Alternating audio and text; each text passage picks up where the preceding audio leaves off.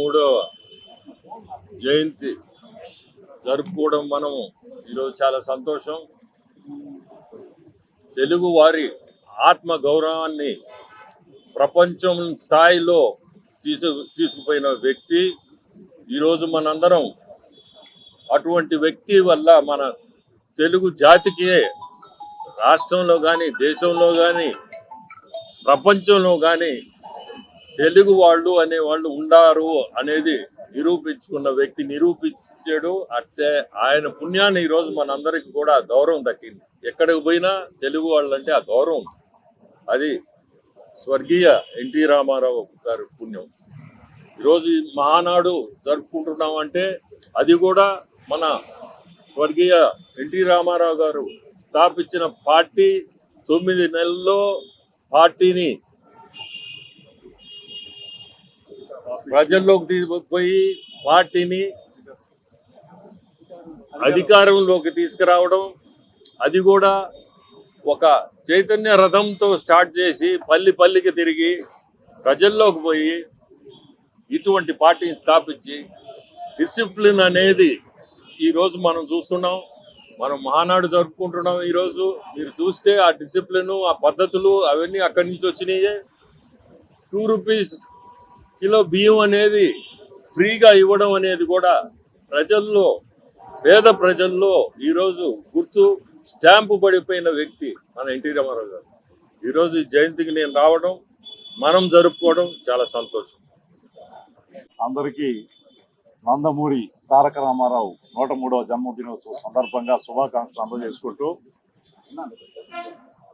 ఈరోజు ప్రజలే దేవుళ్ళు, సమాజమే దేవాలయం అనేటువంటి ఒక నినాదంతో తెలుగుదేశం పార్టీని స్థాపించి, నేను కమ్యూనిస్టును కాదు, సోషలిస్టును కాదు, హ్యూమనిస్టుని అని చెప్పి దివంగత నందమూరి తారక రామారావు గారు ఆయన దేశంలో గతంలో ఎప్పుడూ లేని విధంగా సంక్షేమ కార్యక్రమాలు కానీ సామాజిక న్యాయాన్ని కానీ చేసినటువంటి ఒక మహనీయుడు, మహానాయకుడు నందమూరి తారక రామారావు గారు.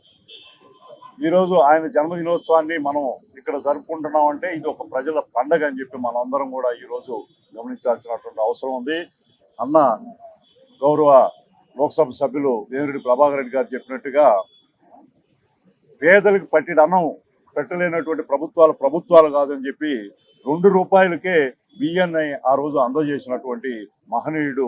అదేవిధంగా 30 రూపాయల పెన్షన్, అప్పుడు ఏ ప్రభుత్వాలు కూడా భారతదేశంలో పెన్షన్ ఇవ్వనటువంటి సందర్భంలో 30 రూపాయలతో పెన్షన్ స్టార్ట్ చేయడం, అదేవిధంగా సొంత గృహం ఉండాలని చెప్పి ఇల్లు శాంక్షన్ చేయడం కానీ ఈ విధమైనటువంటి ఎన్నో కార్యక్రమాలు ఈరోజు మేము అందరం కూడా రాజకీయంగా గుర్తింపు పడ్డామంటే ఎన్నికబడిన తరగతుల వరకు బడుగు బలహీన వర్గాలు, మైనారిటీలు, మహిళలు అందరూ కూడా అది నందమూరి తారక రామారావు స్థాపించినటువంటి తెలుగుదేశం పార్టీ పుణ్యం. కాబట్టి ఈరోజు బడుగు బలహీన వర్గాలు రాజకీయంగా ఎంతో చైతన్యంగా ఉన్నారు. నిన్ననే చూసాం ఆయన వారసులుగా వచ్చినటువంటి మన జాతీయ అధ్యక్షుడు శ్రీ నారా చంద్రబాబు నాయుడు గారు, ఆయన దేశంలో మహిళలకు రిజర్వేషన్లు ఆలస్యమైన రాష్ట్రంలో 33% రిజర్వేషన్ అమలు చేస్తానని చెప్పి నిన్న మహానాడు వేదిక ప్రకటించడం కూడా మనందరం గమనిస్తూ ఉన్నాం అనే విషయాన్ని కూడా ఇక్కడ తెలుసుకోవాలి. కాబట్టి మహానాడు మన నెల్లూరు జిల్లాలో భారీ ఎత్తున అందరూ తెలుగుదేశం కార్యకర్తలు, నాయకులు కలిసి జరపాలనుకున్నాం. కానీ ఈ వెస్ట్ ఏషియా వారు, పశ్చిమ ఆసియా యుద్ధం వల్ల దానికి కొంచెం అవాంతరాలు వచ్చి గౌరవ ప్రధానమంత్రి మోడీ గారు ఖర్చులు తగ్గించుకోండి, పొదుపు చేయండి ఇంధనాలు అనేటువంటి పిలుపు మేరకు మన రాష్ట్రం ఆయనతో పాటు అడుగేసి ఈరోజు మహానాడిని ఈ హైబ్రిడ్ మోడల్లో జరుపుకోవడం కోసం నిశ్చయించి, కానీ ఆ ఉత్సాహం అది హైబ్రిడ్ మోడల్ అయినా నేరుగా ఫిజికల్ మోడల్ అయినా కూడా ఈరోజు నిన్న చూసాం. నేను కూడా నెల్లూరు రూరల్ నియోజకవర్గంలో హాజరు కావడం జరిగింది.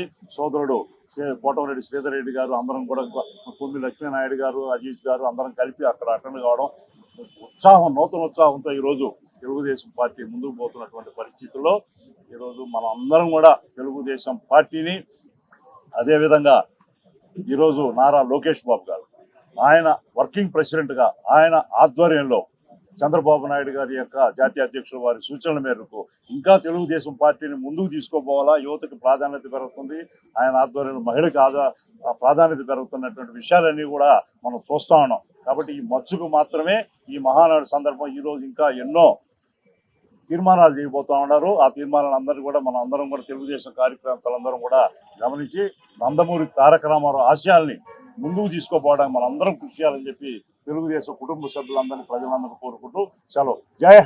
జోహార్ ఎన్టీఆర్, జోహార్ ఎన్టీఆర్, జై తెలుగుదేశం, జై తెలుగుదేశం.